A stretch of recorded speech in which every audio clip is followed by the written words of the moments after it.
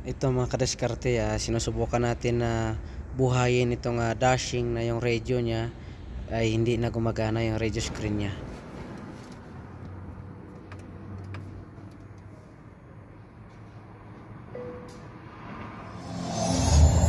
Yehey!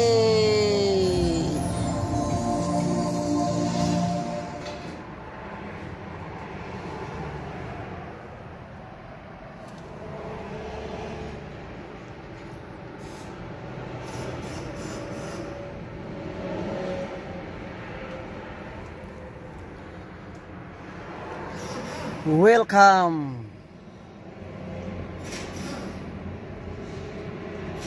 Mga kadiskarte, medyo masaya tayo dito dahil yung ating pinagpaguran ng 2 araw na kakaayos ng ganitong issue ay sa wakas ay gumana na rin yung radio niya mga kadiskarte.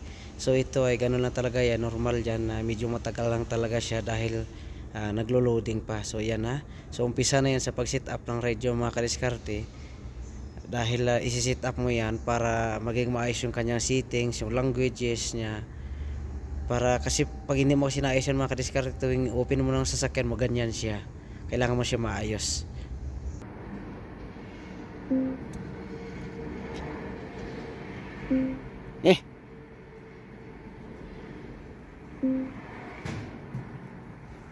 Tay tayo dyan.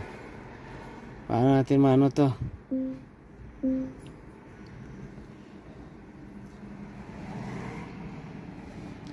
Napin natin English nang ma-set up.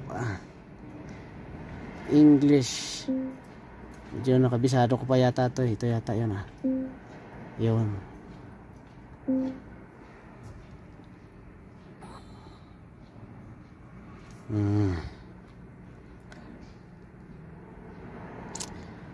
Paano ba?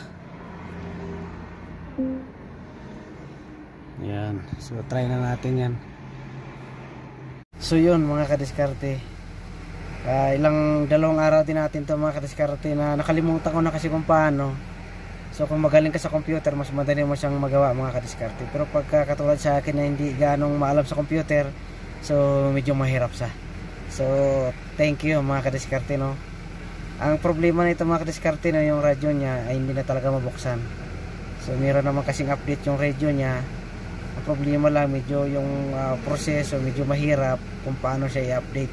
May mga apps ka pang i-download, kung ano-ano pang mga binibigay sa akin. So medyo mahirap siya, pero ngayon so okay na siya mga kadiskarte. So subscribe na panood mo mga kadiskarte ng ating vlog.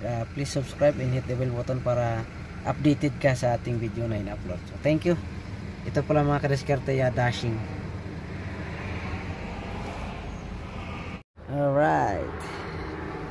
So dashing ito mga kadiskarte. Dating hindi gumagana ang radio niya, naka black screen lang lahat yan. So nire-update natin mga kadiskarte gamit tong ating laptop. So yan hindi siya sira, nare-update lang siya. Mga 2020 plus model yata hanggang 2024 pag black screen siya. So wala tayong kailangan palitan, update lang. Jitor dashing.